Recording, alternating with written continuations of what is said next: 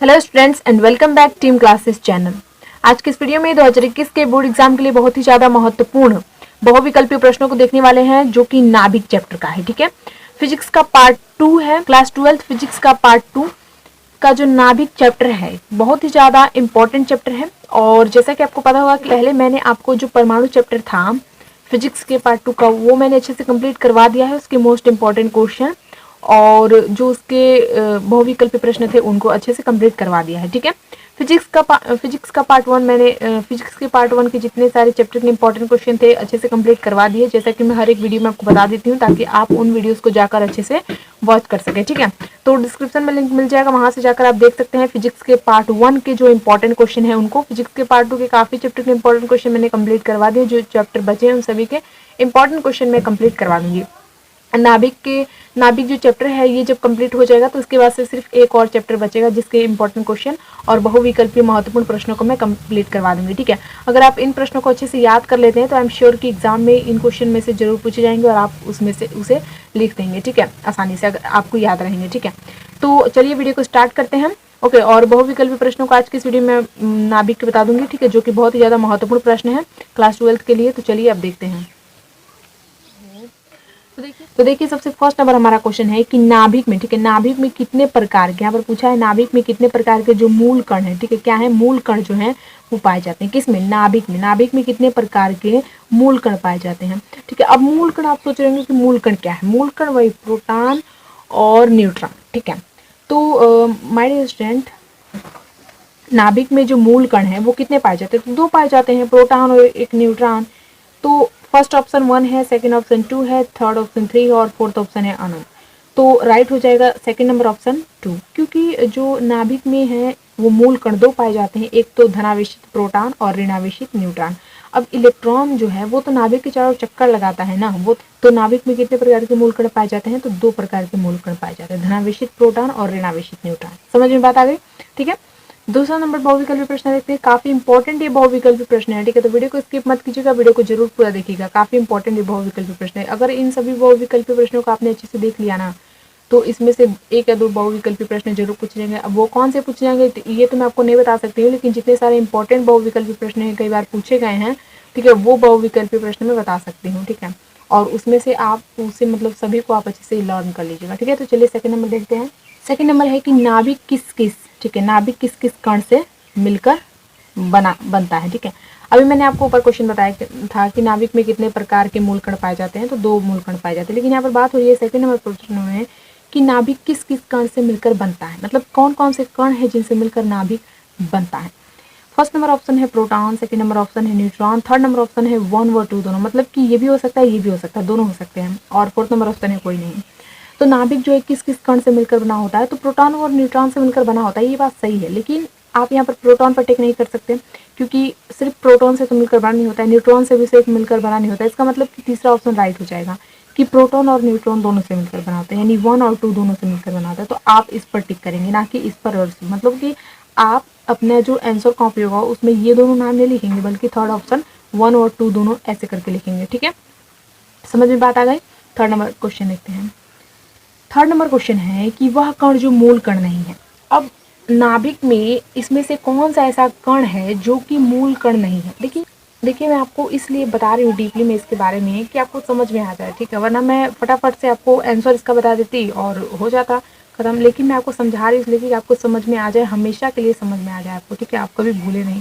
तो वह कण जो मूल कण नहीं है, ठीक है, तो आप अभी ऊपर मैंने आपको बताया प्रोटॉन और न्यूट्रॉन एक मूल कण है। ठीक है, लेकिन यहाँ पर ऑप्शन दिया है कि फर्स्ट नंबर ऑप्शन है प्रोटॉन, सेकंड नंबर ऑप्शन है मेसॉन और थर्ड नंबर ऑप्शन है न्यूट्रोनो, फोर्थ नंबर ऑप्शन है अल्फा कण। ठीक है, तो इसमें से आपको बताना है कि वह कण जो क्या है, मूल कण। ठीक है, मूल कण नहीं है। ऐसा कौन सा कण है जो मूल कण नहीं है, मूल कण नहीं, यहाँ पर मूल कण पूछा है। तो फटाफट से बताइए, मैंने दो क्वेश्चन आपको बताए, अब सोच कर आप बताइए कि वह कौन सा कण है जो मूल कण नहीं है। बताइए फटाफट से, सोचिए जरा, सोचिए। तो जो अल्फा कण है हमारा, अल्फा कण क्या है, अल्फा कण जो है वो हमारा मूल कण नहीं है। समझ में बात आ गई। प्रोटॉन, मेसॉन और न्यूट्रॉन हमारा मूल कण है, लेकिन अल्फा कण की बात करें तो ये मूल कण नहीं है। ओके, अगला क्वेश्चन देखते हैं। देखिए जितने सारे क्वेश्चन मैं इस वीडियो में आपको बताऊंगी सभी क्वेश्चन बहुत इंपॉर्टेंट है, so my dear student video को जरूर पूरा देखिएगा, क्योंकि अगर आप नहीं देखेंगे ना तो इसमें से एक भी क्वेश्चन पूछा जाएगा तो बहुत ही ज़्यादा पछताएंगे। ठीक है, तो प्लीज़ देखिए वीडियो को पूरा। किसी भारी नाभिक के दो या दो से अधिक नाभिकों में टूटने की प्रक्रिया को कहते हैं। कोई भारी नाभिक है, ठीक है, और किसी भारी नाभिक को दो या दो से अधिक, ठीक है, नाभिकों में टूटने की प्रक्रिया, वह टूट रहा है, ठीक है, विखंडन हो रहा है, तो टूटने की प्रक्रिया को क्या कहते हैं।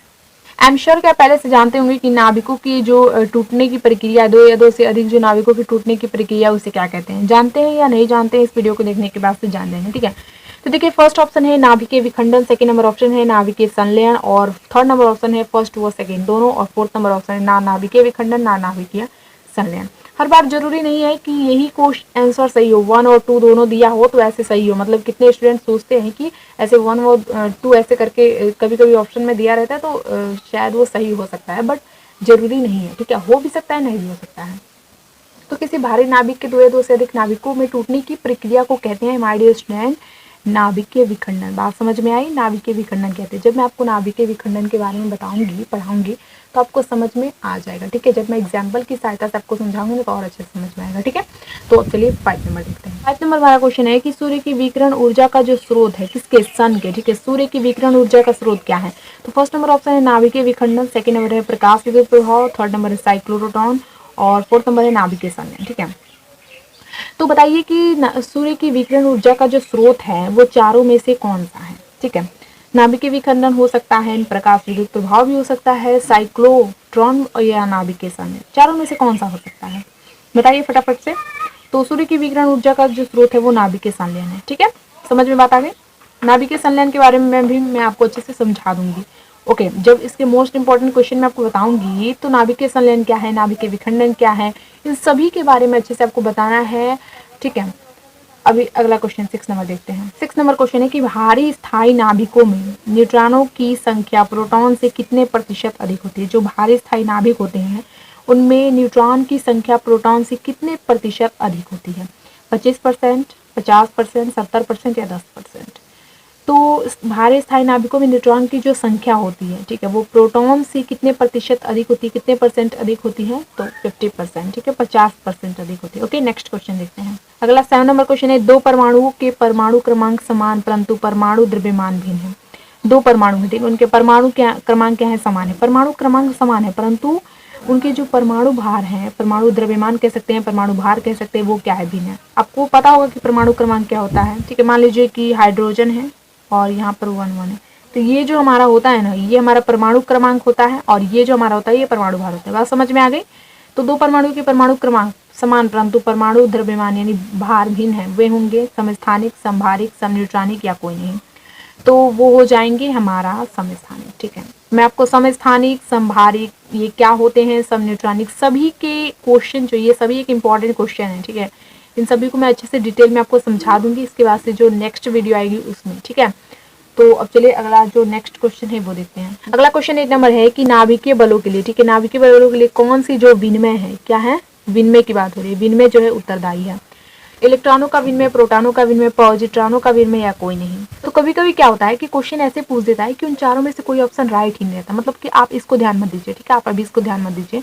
कभी कभी एग्जाम में ऐसे क्वेश्चन पूछ देता है कि इन चारों में से कोई ऑप्शन सही नहीं रहता, मतलब कि आपको कोई नहीं पर टिक करना होता है। ठीक है, तो इसीलिए मैं इस क्वेश्चन का बता रही हूँ कि कभी कभी ना होता है कि क्वेश्चन में मतलब क्वेश्चन तो पूछता है लेकिन उसमें आंसर उसका सही नहीं रहता है, कभी कभी कोई नहीं हो जाता है। तो इसलिए मैं आपको बोलती हूँ कि क्वेश्चन वीडियो का पूरा देखिए ताकि आप क्वेश्चन को देख पाएंगे कि कौन कौन से क्वेश्चन आते हैं, किस किस प्रकार के क्वेश्चन पूछे जाते हैं एग्जाम में। ठीक है, तो नाभिकीय बलों के लिए कौन सी विनिमय उत्तरदायी है, तो यहाँ पर तो कोई नहीं पर ऑप्शन होगा, क्योंकि इलेक्ट्रॉनों का विनिमय, प्रोटॉनों का विनिमय, पॉजिट्रॉनों का विनिमय, ये जो है ये विनिमय उत्तरदायी नहीं है नाभिकीय बलों के लिए। राइट ऑप्शन मैं आपको बता दे रही हूँ ताकि आपको मतलब पता रहे। ठीक है, मेसानों का विनिमय जो है यही नाभिकीय बलों के लिए उत्तरदायी विनिमय है। ठीक है, अब अगला क्वेश्चन 9 नंबर क्वेश्चन जो कि लास्ट क्वेश्चन है देखते हैं। देखिए, नाभिकीय विखंडन के लिए उत्तम तत्व वह है जिसका परमाणु क्रमांक होता है 5, 20, 50 या 92। तो राइट ऑप्शन हो जाएगा 92। ठीक है, यूरेनियम। देखिए मैं आप लिखी हूँ, मैं आपको बता देती हूँ। नाभिकीय विखंडन की क्रिया में यूरेनियम का प्रयोग किया जाता है। ठीक है, नाभिकीय विखंडन जो होता है, बमबारी जब की जाती है तो उसमें यूरेनियम का प्रयोग किया जाता है। यूरेनियम वह एलिमेंट है जो नाभिकीय विखंडन के उत्तम है। ठीक है, तो इसका परमाणु क्रमांक जो है 92 होता है और 235 इसका परमाणु भार होता है। बात समझ में आ गई।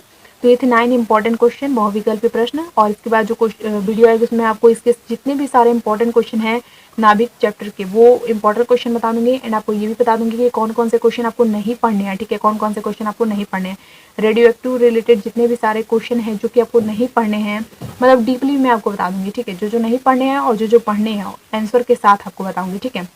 तो बात समझ में आ गई आपको। वीडियो पसंद आया तो वीडियो को प्लीज़ लाइक कर दीजिएगा, ठीक है, लाइक वीडियो को जरूर कर दीजिएगा, ठीक है। कमेंट करके बताइएगा कि आपको वीडियो कैसा लगा, कमेंट जरूर कीजिएगा। एंड अगर कोई सब्जेक्ट से रिलेटेड कोई क्वेश्चन पूछना हो तो पूछ सकते हैं कमेंट में।